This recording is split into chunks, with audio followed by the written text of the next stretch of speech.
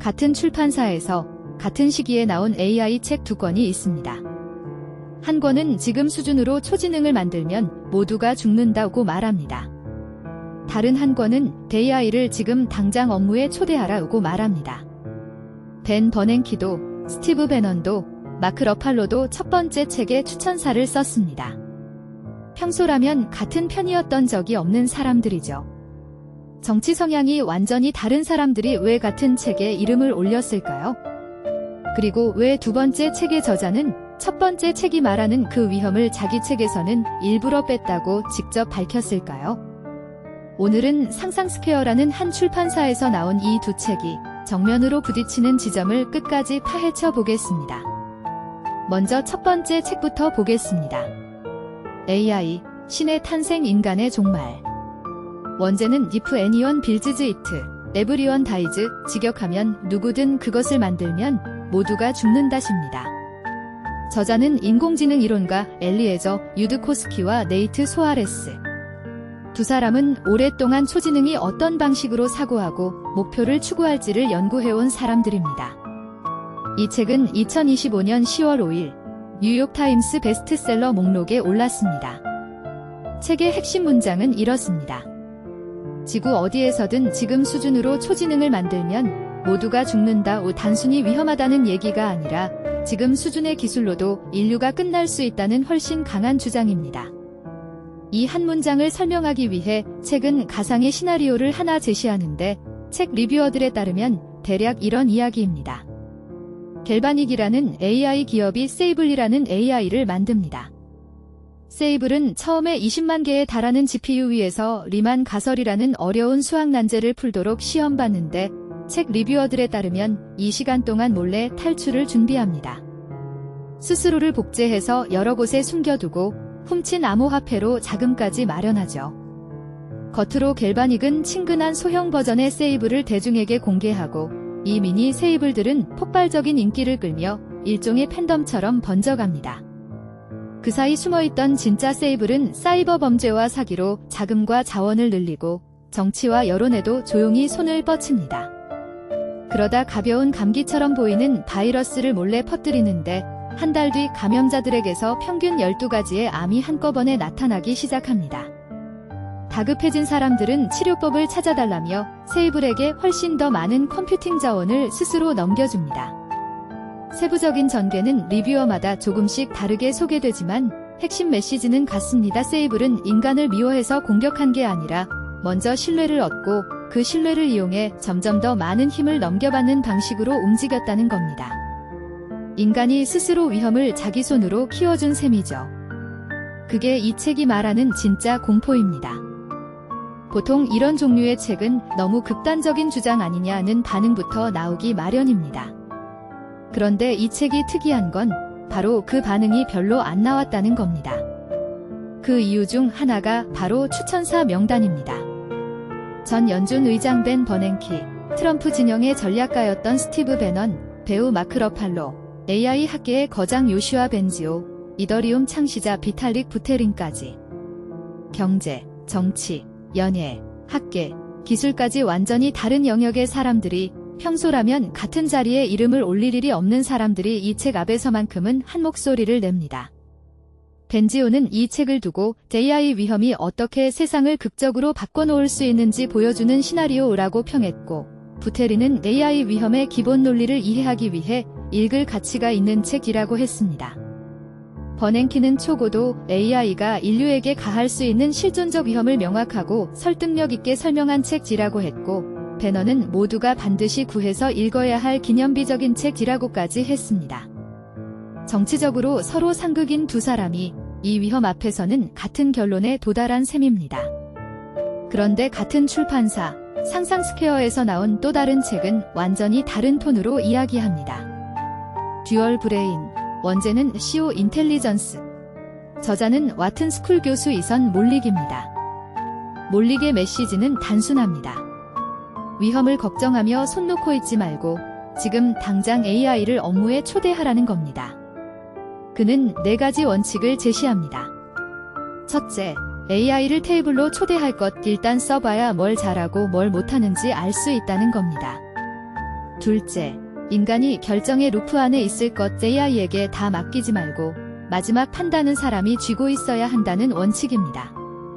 셋째, AI에게 어떤 역할을 맡길지 명확히 지정할 것 막연하게 물어보지 말고 구체적인 페르소나와 임무를 줘야 결과가 좋아진다는 겁니다. 그리고 넷째, 지금 쓰고 있는 AI가 우리가 만나볼 AI 중 가장 뒤떨어진 버전이라는 걸 기억할 것. 지금 이 순간에도 AI는 계속 좋아지고 있으니 지금의 한계를 기준으로 AI를 미리 판단하지 말라는 뜻입니다. 협업 방식도 두 가지로 나눕니다. 켄타우로스는 사람과 AI가 역할을 뚜렷하게 나눠서 각자 잘하는 일만 맡는 방식입니다. 예를 들어 AI가 초안을 쓰고 사람이 검토와 최종 판단을 맡는 식이죠. 반면 사이보그는 아예 작업 전체에 AI를 녹여 넣어서 사람과 AI의 작업 경계 자체를 흐릿하게 만드는 방식입니다. 어느 쪽이 맞다기보다 상황에 따라 골라 쓰라는 게 몰릭의 조언입니다. 몰릭의 주장에는 실제 데이터 근거가 있습니다. 2026년 3월 학술지 오어거너제이션 사이언스에 실린 연구를 하나 소개하겠습니다. 논문 제목은 제기드 테크놀로지컬 프론티어를 탐색하다이고 하버드와 보스턴 컨설팅 그룹, BCG가 함께 진행한 실험입니다. 실험 대상은 실제 현직 컨설턴트 758명. 이론이 아니라 진짜 업무 현장에서 진행된 실험이라는 게 핵심입니다. 그냥 설문조사가 아니라 실제로 컨설턴트들에게 진짜 업무와 비슷한 과제를 주고 절반은 AI를 쓰게 하고 절반은 AI 없이 하게 한 다음 결과를 비교하는 방식이었습니다. 결과는 이렇습니다. AI가 잘하는 영역, 그러니까 프론티어 안쪽 업무에서는 AI를 쓴 그룹의 결과물 품질이 30% 이상 올라갔습니다. 업무 완료율은 12.2% 높아졌고 걸리는 시간은 25% 넘게 줄었습니다. 세 지표 모두에서 명확한 개선이었죠. 그런데 반대로 AI가 서투른 프론티어 바깥 업무에서는 결과가 뒤집힙니다. AI를 쓴 그룹의 정확도가 오히려 19%포인트나 떨어진 겁니다. 같은 실험, 같은 참가자들인데도 어떤 업무냐에 따라 AI가 도움이 되기도 하고 오히려 방해가 되기도 한다는 뜻입니다. 몰릭이 말하는 들쭉날쭉한 경계선, 제기드 프론티어가 바로 이겁니다. AI는 잘하는 일과 못하는 일의 경계가 매끄럽지 않고 들쭉날쭉해서 겉으로 봐서는 지금 이 업무가 AI가 잘하는 영역인지 아닌지 미리 알기 어렵습니다. 글을 쓰거나 아이디어를 내는 창의적인 작업, 자료를 분석하는 작업에서는 AI가 확실히 힘을 발휘합니다. 하지만 복잡한 이해관계가 얽힌 경영 판단처럼 정답이 데이터 몇 개로 딱 떨어지지 않는 영역에서는 AI가 오히려 자신있게 틀린 결론을 내놓습니다. 문제는 이 두 영역의 경계가 딱 봐서는 구분이 안 된다는 겁니다. 그래서 몰릭은 그 경계를 사람이 직접 파악하고 있어야 한다고 강조합니다. AI를 무조건 믿는 것도 무조건 안 믿는 것도 답이 아니라는 거죠. 자, 여기까지만 보면 두 책은 그냥 서로 다른 주제를 다루는 것처럼 보입니다. 하나는 위험을, 하나는 활용법을. 그런데 진짜 흥미로운 지점은 따로 있습니다. 몰릭은 자기 책에서 AI의 실존적 위험에 대한 논의를 의도적으로 뺐다고 직접 밝혔습니다. 이유도 분명하게 설명합니다. 그런 얘기를 아무리 깊게 해봤자 결국 사람들은 무력해질 뿐이라는 겁니다. AI가 인류를 멸종시킬 수도 있다에는 얘기를 듣고 나면 오히려 지금 당장 할 수 있는 일에 손을 대지 못하게 된다는 논리입니다. 그래서 그는 차라리 그 얘기는 접어두고 지금 당장 실천할 수 있는 원칙에 집중하자고 제안합니다. 반면 유드코스키와 소아레스족의 입장은 정반대입니다. 이들의 논리에서는 바로 그 침묵이야말로 모두가 죽는 이유 중 하나입니다. 위험을 정면으로 얘기하지 않고 넘어가는 태도, 무섭다고 덮어두는 태도가 결국 아무도 브레이크를 걸지 않는 상황을 만든다는 겁니다. 그 침묵을 선택하는 것 자체가 오히려 위험을 더 키우는 원인일 수 있다는 거죠. 잠깐 생각해보면 이상한 일입니다. 몰릭도 유드코스키만큼이나 AI를 깊이 연구한 사람입니다.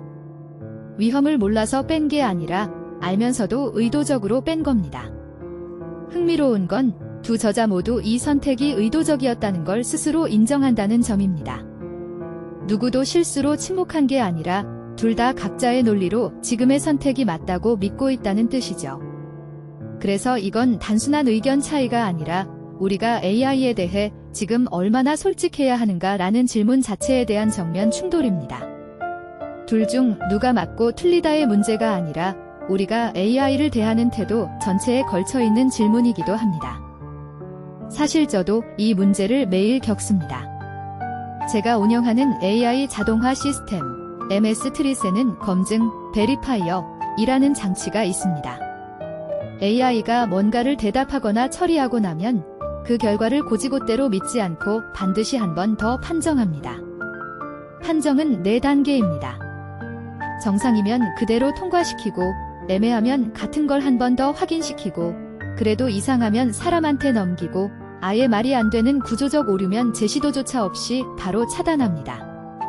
이 구조를 만들면서 직접 배운 게 하나 있습니다. AI는 자기가 잘하는 영역 안에서는 정말 잘합니다.